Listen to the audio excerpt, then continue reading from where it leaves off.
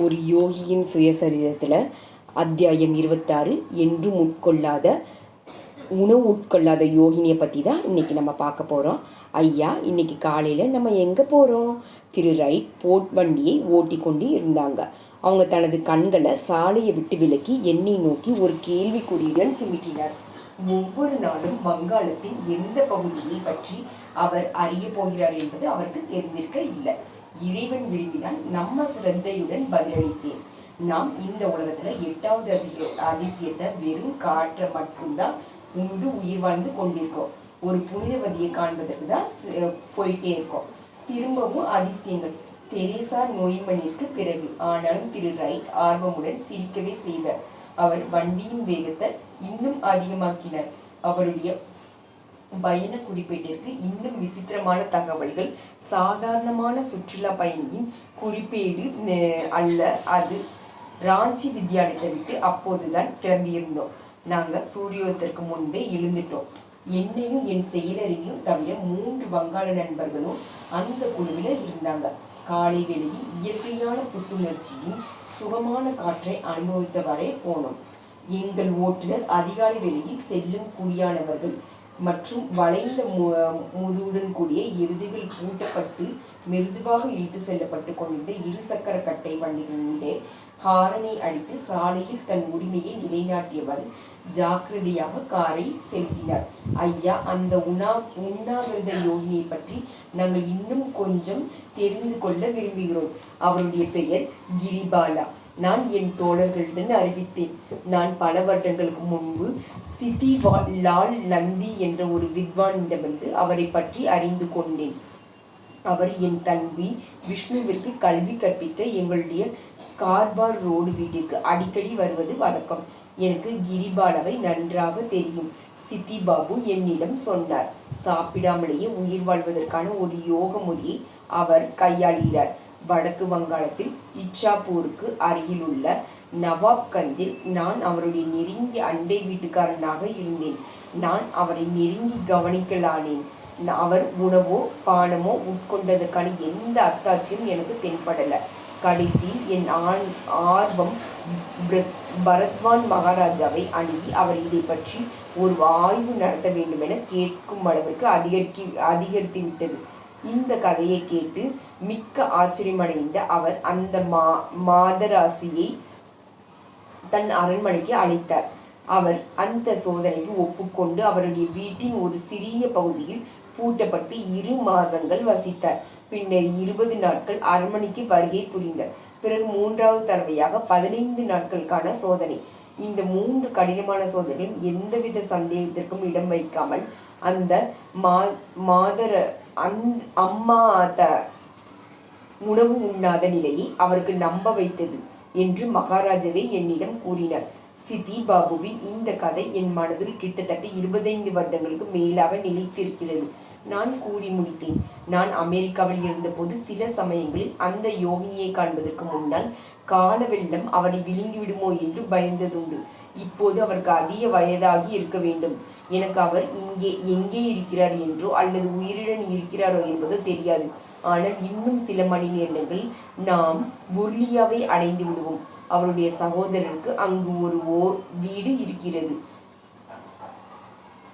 சுமார் 10:30 மணி அளவில் சிறு குழுவினராகிய நாங்கள் புரிலியாவில் வழக்கறிஞராக இருக்கும் அவருடைய சகோதரர் லம்போதர் தேயுடன் பேசி கொண்டிருந்தோம். ஆம், என் சகோதரி உயிருடன் இருக்கிறார். அவர் சில சமயம் என்னுடன் இங்கு தங்குவதுண்டு. ஆனால் தற்சமயம் அவர் பியூர் கிராமத்தில் உள்ள எங்கள் குடும்ப வீட்டில் இருக்கிறார். லம்போதர் பாபு சந்தேகத்துடன் எங்கள் போட் வண்டியை பார்த்தார். சுவாமிஜி, இதுவரை எந்த மோட்டார் வண்டியும் பியூர் வரையிலான உள்நாட்டு பகுதியில் ஊடுருவி சென்றதாக எனக்கு தெரியல.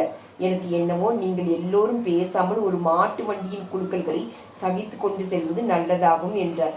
ஒரே குரலில் நாங்கள் டெட்ராய்டின் கௌரவமாக கருதப்படும் காரினிடம் எங்களுக்குள் விசுவாசத்தை தெரிவித்து கொண்டோம். இந்த போர்டு வண்டி அமெரிக்காவிலிருந்து வருகிறது.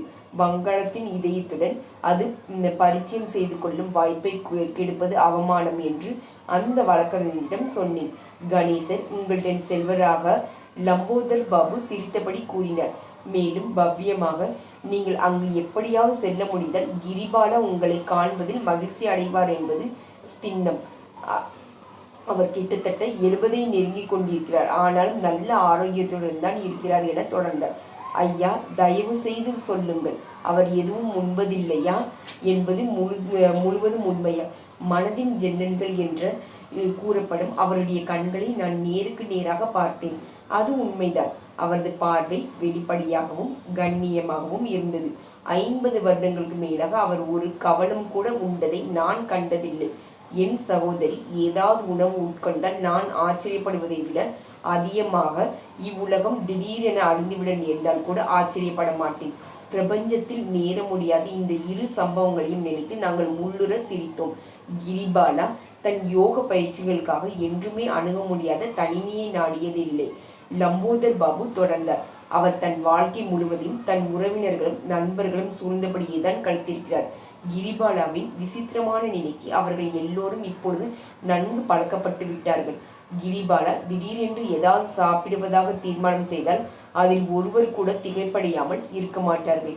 என் சகோதரி ஒரு இந்து விதவை என்ற முறையில் அதிகம் வெளிவருவதில்லை என்றாலும் புருலியாவிலும் பியூரிலும் உள்ள எங்கள் சிறு வட்டாரத்தில் அவர் உண்மையிலே ஒரு தனி பிறவி என்பது எல்லோருக்கும் தெரியும். அந்த சகோதரன் பேச்சில் உண்மை வெளிப்படையாக தெரிந்தது. எங்கள் சிறு குழு அவருக்கு அன்புடன் நன்றி கூறிவிட்டு பியூரை நோக்கிய பயணமாயிற்று. நாங்கள் தெருவில் இருந்தே ஒரு கடையில் பூரியும் கறியும் வாங்கிட சாப்பிட வேண்டிய நிறுத்தினோம். திரு ரைட் எளிய இந்து முறையில் கையால் சாப்பிடுவது விதமானது. வேடிக்கை பார்க்க வந்த சிறுவர்கள் கூட்டத்தை ஈர்த்தது. நல்ல பசி எங்களை நன்கு சாப்பிட வைத்தது. அன்றைய பிற்பகலில் பெரும்பாடு படப்போகிறோம் என்பது அப்போது எங்களுக்கு தெரியாது. ஸ்ரீ யுக்தேஸ்வரர் வழக்கமாக கூறுவது, இறைவன் நமக்கு இந்த சிறிய பூமியில் பலன்களை அளித்திருக்கிறார். நம் உணவை காணவும் நுகரவும் சுவைக்கவும் விரும்புகிறோம். ஒரு இந்து அதை தொடவும் விரும்புகிறான். சாப்பிடும் பொழுது மற்ற யாரும் இல்லாவிட்டால் அதை கேட்கவும் தான் விரும்புகிறான். எங்கள் வழி வங்காளத்தின் பரத்வான் பகுதியில் வெயிலில் காய்ந்து கொண்டிருந்த நெல் வயல்கள் வழியாக கிழக்கு நோக்கி சென்றது. சாலையின் இரு மருங்கிலும் பசுமை நிறைந்து கிடந்தது. குடை போன்று விரிந்திருந்த பெரிய மரக்கிளைகளிலிருந்து மைனாக்களும் கோட்டு கழுத்துடைய வானம்பாடிகளும் கூவிய பாட்டொலி காற்றில் மிதந்து வந்த வண்ணம் இருந்தது. அவ்வப்போது சென்று மாட்டு வண்டியினுடைய அந்த அச்சியின் கிரீச் சப்தமும் இரும்பு பூணிட்ட மர சக்கரங்களில் கடகடவென்ற சப்தமும் மோட்டார் வண்டியின் டயர் சக்கரங்கள் நகரங்களின் ஆடம்பரமான தார் ரோட்டின் மேல் ஏற்படுத்திய ஸ்விஸ் சப்தத்திற்கு நேர்மாறான ஒளி வேறுபாட்டை தெளிவாக காட்டியது. டிக் நிறுத்து! என் திடீர் வேண்டுகோள் போட் வண்டியை ஒரு குழுக்களுடன் தடுத்து நிறுத்தியது. பழுத்து குலுங்கும் அந்த மாமரம் கூவி அழைப்பதை பார். நாங்கள் ஐவரும் சிறு குழந்தைகளைப் போல் மாம்பழங்கள் இறைந்து கிடந்த இடத்தை நோக்கி ஓடினோம். அந்த மரம் இரக்கத்துடன் பழுத்த பழங்களை எல்லாம் உதிர்த்து விட்டிருந்தது. எத்தனையோ மாம்பழங்கள் கண்காணாமல் கிடப்பதற்காகவும் நான் விளக்கத் தொடங்கினேன். தங்கள் இனிமையை கட்டாந்தரையில் வீணாக்குவதற்காக பிறக்கின்றன. சுவாமிஜி, இதே போன்று அமெரிக்காவில் இல்லை, அப்படித்தானே? என்னுடைய வங்காள மாணவர்கள் ஒருவனான சைலேஷ் மஜும்தார் சிரித்தபடி வினவினான். இல்லை, மாம்பழங்களும் மன திருப்தியும் நிறைந்தவாறு நான் ஒப்புக்கொண்டேன். மேல்நாட்டில் இந்த பழம் இல்லாதது எனக்கு எவ்வளவு குறை தெரியுமா? மாம்பழங்கள் இல்லாத ஒரு இந்துவின் ஸ்வர்க்கத்தை நினைத்து பார்க்கவே முடியாது. நான் ஒரு கல்லை வீசி மேல் கிளையில் இருந்து ஒரு அழகான பழத்தை வீழ்த்தினேன். உஷ்ண பிரதேசத்தின் வெயிலால் கதகதப்பாக இருந்த அமிர்தம் போன்ற பழத்தை சுவைத்தவாறே நான் வினவினேன். டிக், எல்லா புகைப்பட கருவிகளும் வண்டியில் இருக்கின்றன அல்லவா? ஆமையா, சாமான் வைக்கும் இடத்தில் உள்ளன. கிரி பாலா உண்மையான ஒரு மகானாக இருந்தால் நான் அவரை பற்றி மேல்நாட்டில் எழுத விரும்புகிறேன். அது போன்ற எழுச்சியூட்டும் சக்திகள் பெற்ற ஒரு இந்து யோகினியானவர். இந்த மாம்பழங்கள் பலவற்றை போல் யாவரும் அறியாமல் வாழ்ந்து மடியக்கூடாது. நான் அரை மணி நேரத்திற்கு மேலாகவே சோலைகள் அடர்ந்த அமைதியான இந்த வனாந்தரத்தில் சஞ்சரித்து கொண்டிருந்தேன். ஐயா, திரு ரைட் குறிப்பிட்டார். நம் சூரிய அஸ்தமனத்திற்கு முன்பாகவே கிரிபாலா அம்மையாரை அடைந்தாகணும். அப்பொழுதுதான் புகைப்படம் எடுப்பதற்கேற்ப போதுமான வெளிச்சம் கிடைக்கும். அவர் சிரித்து கொண்டே தொடர்ந்தார். மேல்நாட்டவர்கள் எளிதில் நம்ப மாட்டார்கள். படம் எதுவும் இல்லாமல் அவர் அந்த அம்மையாரை பற்றி நம்புவார்கள் என்று நாம் எதிர்பார்க்க முடியாது. இந்த சிறு அறிவுரை ஆட்சேபமிக்க முடியாத ஒன்று. நான் என் சபலத்திற்கு மறுப்பு கூறிவிட்டு திரும்ப வண்டியில் கூறினேன். நீ சொல்லுவது சரிதான் டி. விரைந்து சென்று வண்டியில் நான் பெருமூச்சு விட்டபடி கூறினேன். டீக்னா சரி. மேல்நாட்டவர்களின் யதார்த்தமாக கொள்கைகளை பீடத்தில் நான் என் மாம்பழ சுவர்க்கத்தை தியாகம் செய்கிறேன். புகைப்படங்கள் நமக்கு அவசியம் வேண்டும். பாதை வர மோசமாயிருந்தது. வழிநெடுக மேடு பள்ளங்கள், கெட்டியாக்கப்பட்ட களிமண் பாலங்கள், முதுமையின் பரிதாபமான பலவீனங்கள். எங்கள் குழு அவ்வப்போது கீழே இறங்கியது. திரு ரைட் சுலபமாக வண்டியை செலுத்துவதற்கு நாங்கள் நால்வரும் பின்னால் இருந்து வண்டியை தள்ளினோம்.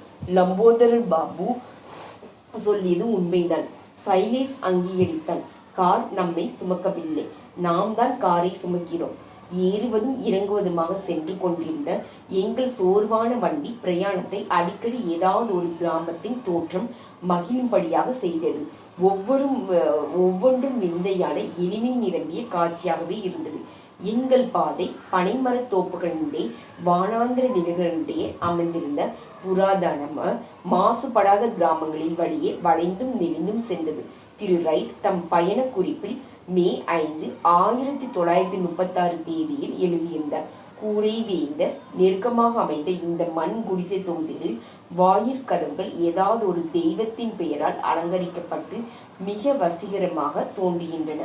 பல சிறு குழந்தைகள் நிர்வாணமாக கள்ளம் கபடம் இல்லாமல் விளையாடி கொண்டிருக்கும் பொழுது அவர்கள் கிராமத்தின் வழியாக மாடுகள் இல்லாமலேயே மிக வேகமாக ஓடும் இந்த பெரிய கருத்து வண்டியை கண்டதும் உற்று பார்க்கின்றனர் அல்லது தலைக்கால் தெரியாமல் ஓடுகின்றனர். பெண்கள் மறைவிலிருந்து வெறுமனே எட்டி பார்க்கின்றனர். ஆண்கள் சாலையோர மரங்களின் அடியில் சோம்பலுடன் சாவகாசமாக சாய்ந்து கொண்டு அமர்ந்திருக்கிறார்கள். அவர்களுடைய இடையே அச்சட்டையினோடோ ஆர்வமும் தென்படுகிறது. ஓரிடத்தில் எல்லா கிராமத்தவர்களும் அங்குள்ள பெரிய குளத்தில் சந்தோஷமாக குளித்து கொண்டிருக்கிறார்கள். தங்கள் உடைகளிடையே குளித்து பிறகு உலர்ந்த உடைகளை தங்கள் உடல் மேல் போர்த்து கொண்டு ஈர உடைகளை களைக்கிறார்கள். பெண்கள் பெரிய பித்தளை குடங்களில் வீட்டிற்கு தண்ணீர் கொண்டு செல்கிறார்கள். அந்த பாதை எங்களை மேடு வரப்புகளின் மீது உல்லாசமாக விரட்டி அழைத்து சென்றது. நாங்கள் துள்ளி பாய்ந்தும் ஆடி அசைந்தும் சிறு சிறு நீரோடைகளில் நனைந்தும் முழுதும் செப்பனிப்படாத வாய்க்கால்களை சுற்றி வளைத்தும் உலர்ந்த மணற்பாங்கான ஆற்றுப்படுகையில் சருகியும் சென்று கடைசியாக மாலை சுமார் 5 மணி அளவில் எங்கள் இறுதி கட்டமான பியூரின் அருகில் நெருங்கினோம். அந்த சிறு கிராமம் பங்கூரா மாவட்டத்தின் உட்பகுதியில் அடர்ந்த காடுகளின் பாதுகாப்பில் மறைவாக அமைந்தது. மழைக்காலத்தில் வாய்க்கால்கள் எல்லாம் நிரம்பி வழிய பாம்பு போன்ற பாதைகள் சேராகிய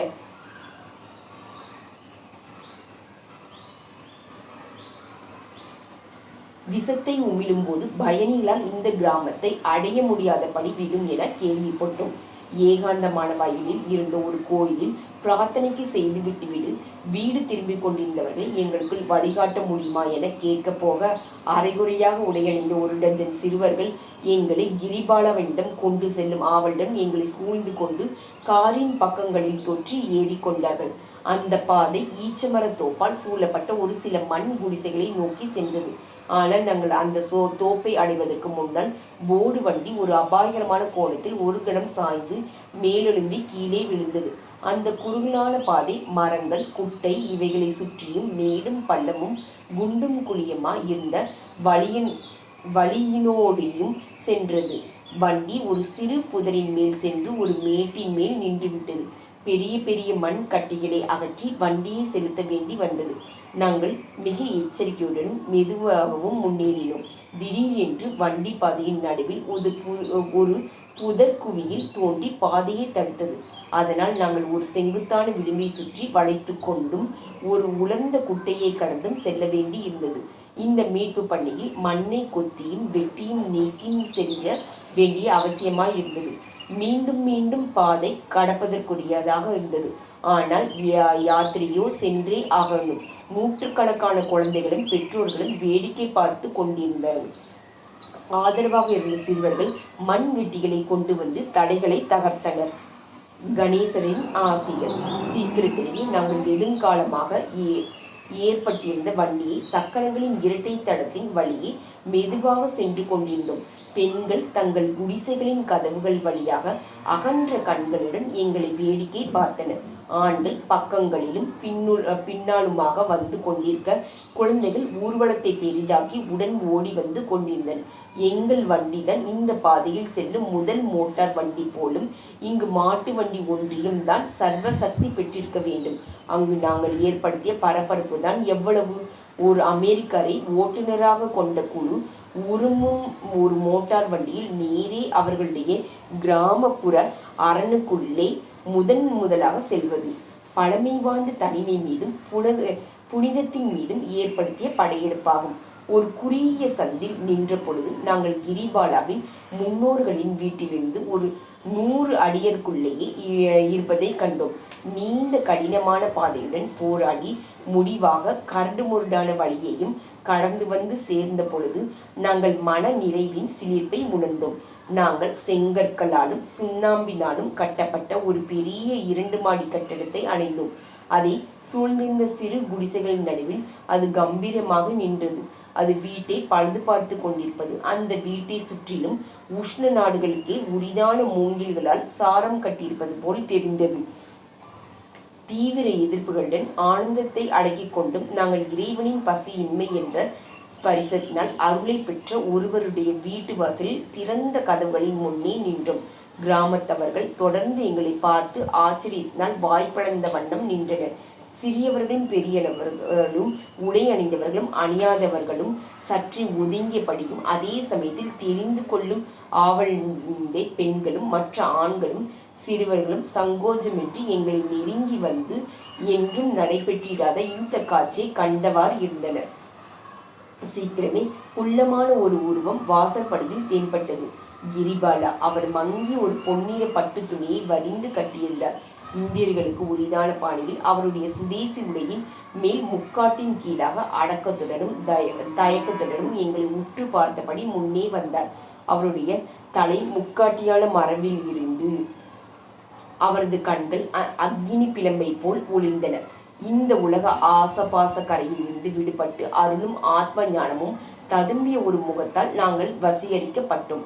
அவர் பணிவுடன் முன்வந்து எங்களை பல படங்கள், நிலை மற்றும் சலன படங்கள் எடுக்க மௌனமாக அனுமதித்தார். நாங்கள் புகைப்படம் எடுப்பதற்கு வேண்டிய நிலைகளுக்கான உத்திகளை சரிப்படுத்தினோம். ஒளி ஏற்பாடுகளையும் பொறுமையுடன் சங்கோஜத்துடனும் ஏற்றுக்கொண்டார்.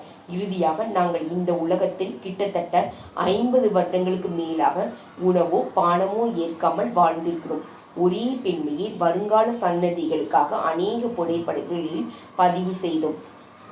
தெரேசா நோய்மன் கூட 1923 உபவாசம் இருந்து வருகிறார். அவர் எங்கள் முன் தளர்ந்த உடைகளில் தனது கீழ்நோக்கிய பார்வை கொண்ட முகத்தையும் தன் கைகளையும் தன் சிறு பாதங்களையும் தவிர தன் தேகத்தின் எந்த பகுதியும் தெரியாதவரும் முழுவதுமாகவே மறைத்து கொண்டு நின்ற பொழுது அவர் தாய்மை உணர்வின் உருவென திகழ்ந்தார். அபூர்வமான அமைதியையும் கள்ளமற்ற சமநிலையும் கொண்ட ஒரு முகம், ஒரு குழந்தையினது போன்று அகன்று துடிக்கும் உதடுகள், பெண்ணுக்குரிய மூக்கு, பளபளக்கும் குறுகிய கண்கள், ஆர்வம் மிக்க சிரிப்பு. கிரிபாலவை பற்றிய திரு ரைட்டின் அபிப்பிராயங்களை நானும் பகிர்ந்து கொள்கிறேன். மென்மையாக ஒளிர்ந்த அவருடைய ஆடையை போன்று ஆன்மீகம் அவரை சுற்றி சூழ்ந்திருந்தது. ஒரு இல்லத்தவர் சந்நியாசி வணங்கும் வழக்கம்படி என் முன்னர் விழுந்து வணங்கினார். அவருடைய எளிமையான அழகும் அமைதியான புன்சிரிப்பும் தேன் போன்ற பிரசங்கத்தை விட அதிக இனிமையான வரவேற்பை எங்களுக்கு அளித்தன. எங்களுடைய புழுதி நிறைந்த பிரயாணம், அதனால் ஏற்பட்ட சிரமம் எல்லாம் மறந்தே போய்விட்டது. அந்த சிறு யோகினி திண்ணையில் சப்பளமிட்டு அமர்ந்தார். அவருடைய வயதின் அடையாளங்கள் தென்பட்டாலும் அவர் நலிந்திருக்கவில்லை. அவருடைய மாநிற மேனி தெளிவாகவும் ஆரோக்கியமாகவும் தென்பட்டது. அம்மையே, நான் வங்காளியில் கூறினேன். கிட்டத்தட்ட 25 வருடங்களுக்கு மேலாக நான் இந்த யாத்திரையை பற்றி ஆவலாக நினைத்து கொண்டிருந்தேன். நான் தங்கள் புனித வாழ்க்கையை பற்றி சித்திலால் நந்தி பாபு மூலமாக கேள்விப்பட்டேன். அவர் புரிந்து கொண்டதற்கு அடையாளமாக தலையை அசைத்து, ஆமாம், நவாப்கஞ்சில் என்னுடைய அடுத்த வீட்டுக்காரராக இருந்த நல்ல மனிதர் என்று கூறினார். அவ்வருடங்களில் நான் கடல் கடந்து சென்று விட்டேன். ஆனால் எப்பொழுதாவது உங்களை பார்க்க வேண்டும் என்று என் திட்டத்தை நான் என்றுமே மறந்ததில்லை. நீங்கள் இங்கு யாருக்கும் தெரியாமல் நடத்தி கொண்டிருக்கும் உன்னத நாடகமானது தெய்வீக உள் உணர்வை பற்றி பல காலமாக மறந்துவிட்டிருக்கும். இந்த உலகின் முன்னர் வெளிச்சம் போட்டு காட்டப்பட வேண்டும். அந்த யோகினி ஒரு நிமிடம் தன் கண்களை உயர்த்தி அமைதியான ஆர்வத்துடன் புன்னகைத்தார். பாபாவிற்கு நன்கு தெரியும். அவர் பணிவுடன் பதிலளித்தார். அவர் தவறாக புரிந்து கொள்ளாததில் நான் மகிழ்ச்சி அடைந்தேன். யோகிகளும் யோகினிகளும் விளம்பரப்படுத்தப்படுவதில்லை. எவ்வாறு ஏற்றுக்கொள்வார்கள் என்பது ஒருவர் ஒருபோதும் அறிய முடியாது. பொதுவாக அவர் விளம்பரத்தை வெறுத்து ஆழ்ந்த ஆத்ம ஆராய்ச்சியை மௌனமாக தொடரவே விரும்புகிறார்கள். சரியான சமயம் வந்ததும் ஞானத்தை தேடுபவர்களின் நலனுக்காக அவர்கள் தங்கள் வாழ்க்கையை வெளிப்படுத்துவதற்கு அந்த ஆத்மாவின் அனுமதி கிடைக்கிறது. அம்மா, நான் தொடர்ந்தேன். அப்படியெனில் உங்களை அநேக கேள்விகள் கேட்டு தொந்தரவு செய்ததற்கு என்னை மன்னிக்க வேண்டும். உங்களுக்கு விருப்பமான கேள்விகளுக்கு மட்டும் பதிலளியுங்கள். உங்கள் மௌனத்தையும் கூட நான் புரிந்து கொள்வேன். கருணையுடன் கூடிய சைகையாக அவர் தன் கைகளை விரித்தார். எனக்கு பதிலளிக்க மிக்க மகிழ்ச்சியே. ஆனால் என்னை போன்ற ஒரு சாதாரணமானவள் திருப்திகரமான பதில்களை கூற முடியுமா என்றுதான் பார்க்கிறேன் என்றார். ஓ, இல்லவே இல்லை. நீங்கள் சாதாரணமானவர் இல்லை. நான் உண்மையாக மறுத்தேன். நீங்கள் ஒரு உயர்ந்த ஆத்மா. நான் எல்லோருக்கும் பணிவான சேவகி. அவர் விசித்திரமாக தொடர்ந்தார். நான் சமைத்து எல்லோருக்கும் உணவு அளிப்பதை விரும்புகிறேன். உணவு உட்கொள்ளாத யோகினிக்கு ஒரு அதிசயமான பொழுதுபோக்கு என்று நான் நினைத்தேன். எனக்கு உங்கள் வாயால் சொல்லுங்கள் அம்மா, நீங்கள் ஆகாரமே இல்லாமல் வாழ்கிறீர்களா? அது உண்மைதானா? அவர் சில வினாடிகளுக்கு மௌனமாக இருந்தார். அவருடைய அடுத்த குறிப்பு அவர் சிரமப்பட்டு மனக்கணக்கு போட்டு கொண்டிருந்ததை காட்டியது. 12 ஆண்டுகளும் 4 மாதங்களும் ஆன வயதிலிருந்து என் தற்கால வயதான 68 வரைக்கும் கிட்டத்தட்ட 56 வருடங்களுக்கு மேற்பட்ட காலம் நான் ஆகாரம் உண்டதோ அல்லது பானம் அருந்தியதோ இல்லை. சாப்பிட வேண்டும் என்றும் எப்பொழுதும் சபலம் தோன்றியதே இல்லை. சாப்பிட வேண்டும் என்ற விருப்பம் தோன்றினால் சாப்பிடுதான் ஆக வேண்டும். அவர் இந்த வெளிப்படையான உண்மையை எளிய முறையில் ஆனால் கௌரவமாக கூறினார். ஒவ்வொரு நாளும் 3 வேளை உணவை சுற்றியே வட்டமிடும் இந்த உலகத்திற்கு நன்கு தெரிந்த உண்மை. ஆனாலும் நீங்கள் எதையோ சாப்பிடத்தான் செய்கிறீர்கள். என் குரலில் ஒரு மறுப்பு தொனி ஒலித்தது. நிச்சயமாக அவர் வெகு சீக்கிரம் புரிந்து கொண்டு புன்முறை வலித்தார். நாங்கள் ஆகாரம், காற்று மற்றும் சூரிய ஒளி இவைகளில் சூக்ஷ்மமான சக்தி என்றும், மேலும் முகுளத்தின் மூலம் உங்கள் உடலுக்கு சக்தியூட்டும் பிரபஞ்ச சக்தியும் கிடைக்கிறதல்லவா? பாபாவுக்கு தெரிந்திருக்கிறது. மறுபடியும் அவர் ஒப்புக்கொண்டார். அவரது தன்னை சாந்தமாகவும் மென்மையாகவும் இருந்தது. அம்மா, தயவு செய்து உங்கள் ஆரம்பகால வாழ்க்கையை பற்றி கூறுங்கள். அது இந்தியாவில் உள்ள அனைவருக்கும் மற்றும் கடல் கடந்த நாடுகளில் உள்ள நம் சகோதரிகளுக்கும் கூட மிகுந்த ஆர்வத்தை கொடுக்கக்கூடியதாகும். கிரிபாலா தன் வழக்கமான தயக்கத்தை தள்ளி வைத்துவிட்டு சாவகாசமாக பேசுவதற்கு தயாரானார். அப்படியே ஆகட்டும். அவர் குரல் தாழ்ந்தும் உறுதியாகவும் இருந்தது. தான் இந்த பிரதேசத்தில்தான் பிறந்தேன். என் குழந்தை பருவத்தில் நான் திருப்தி செய்யப்பட முடியாத பசியை கொண்டிருந்தேன் என்பதை ஒன்றை தவிர வேறு குறிப்பிடத்தக்க அம்சம் எதுவுமே இல்லை. எனக்கு சுமார் 9 வயதான போது திருமணம் நிச்சயமாயிருந்தது. என் தாயார் என்னை அடிக்கடி எச்சரித்து வந்தார். குழந்தாய், உன் பேராசையை கொஞ்சம் அடக்கி பழகிக்கொள். நீ முன்பின் அறியாத மனிதர்களிடம் உன் கணவரின் குடும்பத்தில் வாழ வேண்டி வரும்பொழுது நீ உன் நேரமெல்லாம் சாப்பிடுவதை தவிர வேறு எதையுமே செய்யாவிட்டால் அவர்கள் என்ன நினைப்பார்கள்? அவர் எதிர்நோக்கி அந்த பேராபத்து வரவே செய்தது. நான் நவாப்கஞ்சிலுள்ள என் கணவரின் உறவினருடன் சேர்ந்து வசிக்க தொடங்கிய பொழுது எனக்கு வயது 12 தான். என் மாமியார் காலை, மதியம், மாலை என்று விடாமல் என் பெருந்தீனி வழக்கத்தை பற்றி குறை கூறி அவமானப்படுத்தியே வண்ணம் இருந்தாலும் அவருடைய வசவுகள் மறைமுகமான ஆசைகளாகிவிட்டன. அவை செயலறிந்த என் ஆன்மீக சுபாவங்களை தூண்டிவிட்டன. ஒரு நாள் காலை அவரது கேலி இரக்கமற்றதாய் இருந்தது. உடனே மிக்க வேதனை அடைந்து, நான் உயிரோடு இருக்கும் வரை உணவை தொடமாட்டேன் என்பதை சீக்கிரமே உங்களுக்கு நிரூபித்து காட்டுகிறேன் என்றேன். என் மாமியார் கேலியாக சிரித்தார். அப்படியா? அதிகமாக கொட்டி கொள்ளாமலே உண்ணாமல் வாழ முடியாத பொழுது உணவே இல்லாமல் எப்படி இருப்ப? இந்த குறிப்பிற்கு பதில் கொடுக்கவே முடியவில்லை. இருந்தாலும் இரும்பை ஒத்த ஒரு கடினமான தீர்மானம் என் மனதில் உண்டாயிருந்தது. தனியான ஓர் இடத்தில் நான் ஒரு இறைவனை நாடினேன். இறைவனே, உணவினால் அல்லாமல் உன் ஒளியினால் உயிர் வாழ முடியும் வழியை எனக்கு உபதேசிக்க கூடிய ஒரு குருவை அனுப்பு என்று இடைவிடாமல் பிரார்த்தனை செய்தேன். ஒரு பேரானந்தம் என்னை சூழ்ந்தது. ஒரு அருள் சக்தியால் கட்டுண்ட கங்கை கரையிலுள்ள நவாப்கஞ்ச் படித்துறையை நோக்கி சென்றேன். வழியில் நான் என் கணவர் குடும்பத்தின் புரோகிதரை சந்தித்தேன். புரோகிதர் அவர்களே, நான் நம்பிக்கையுடன் கூறினேன், தயவு செய்து சாப்பிடாமல் எப்படி உயிர் வாழ்வது என்று கூறுங்கள். அவர் எந்த பதிலும் கூறாமல் என்னை உற்று நோக்கினார். முடிவில் சமாதானப்படுத்தும் வகையில், குழந்தாய், இன்று மாலை கோயிலுக்கு வா, உனக்காக விசேஷ வைதீக சடங்கு ஒன்று செய்கிறேன் என்றார். நான் தேடிக்கொண்டிருந்து பட்டும் படாதுமான இந்த மாதிரியான பதில் இல்லை. நான் படித்துறையை நோக்கி என் நடையை தொடர்ந்தேன். காலை கதிரவன் தண்ணீரை துளைத்து கொண்டிருந்தான்.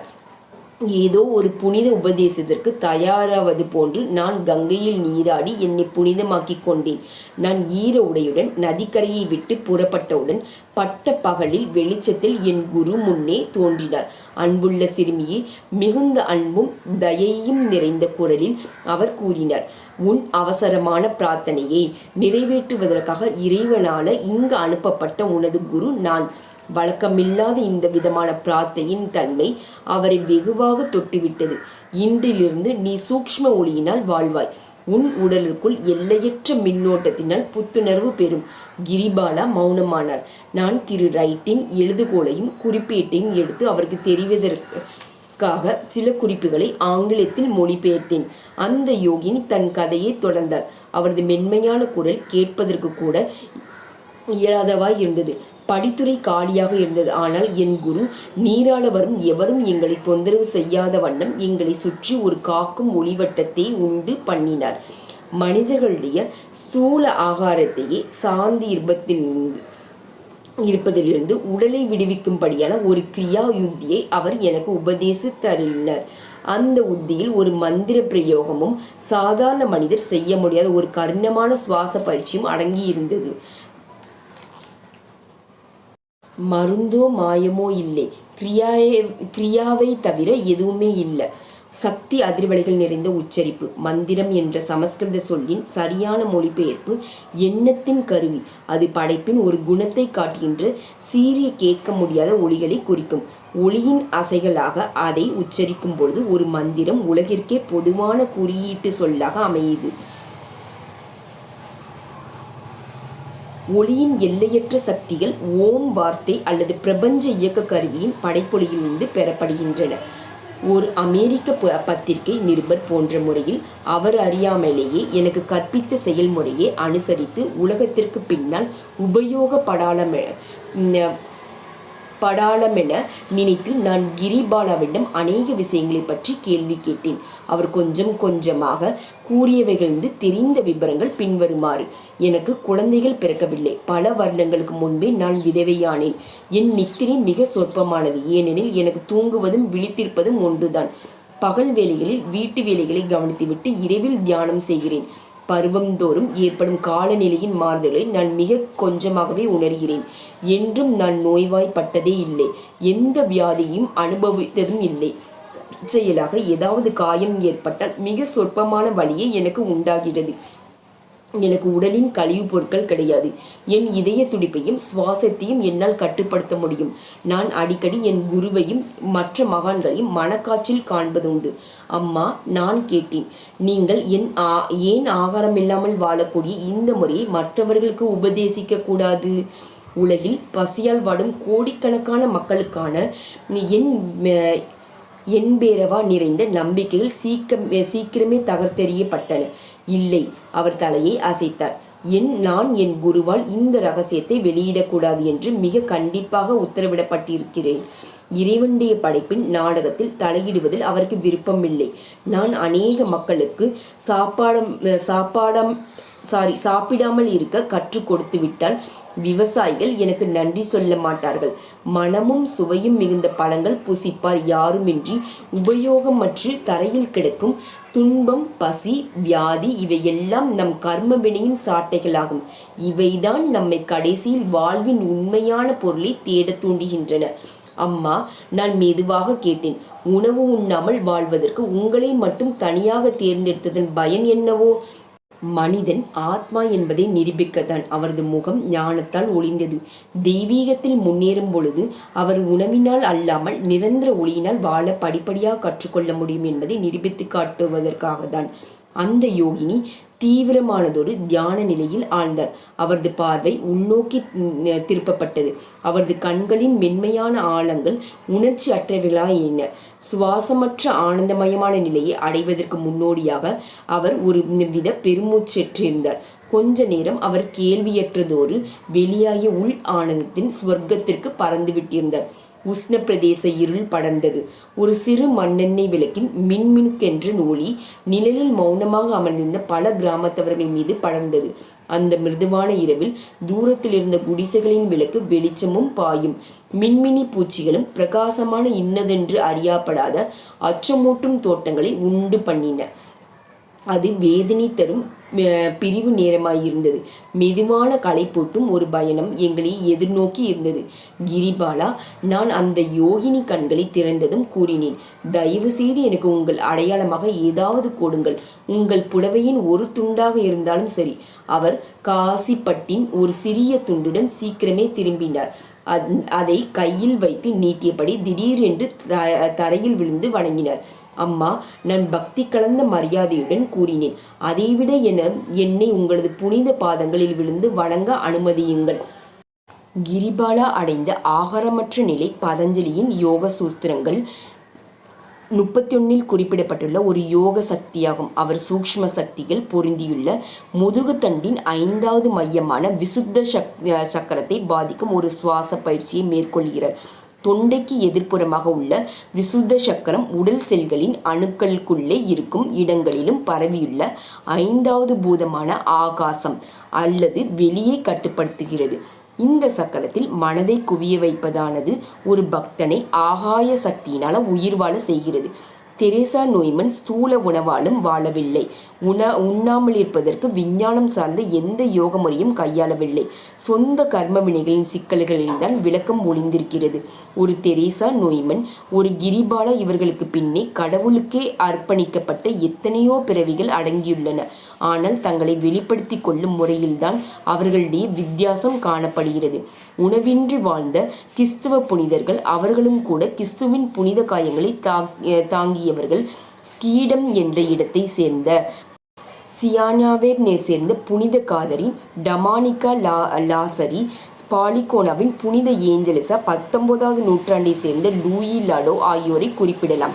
ப்ளூ என்ற இடத்தை சேர்ந்த புனித நிக்கோலஸ் 15வது நூற்றாண்டில் வசித்த துறவி. ஐக்கியத்திற்காக வேண்டி இவர் விடுத்த உணர்ச்சி ததும்பிய அன்பான வேண்டுகோள்தான் சுவிட்சர்லாந்தின் கூட்டுறவை காப்பாற்றியது. 20 வருடங்கள் உண்ணாமலேயே இருந்தவர் ஆவார்.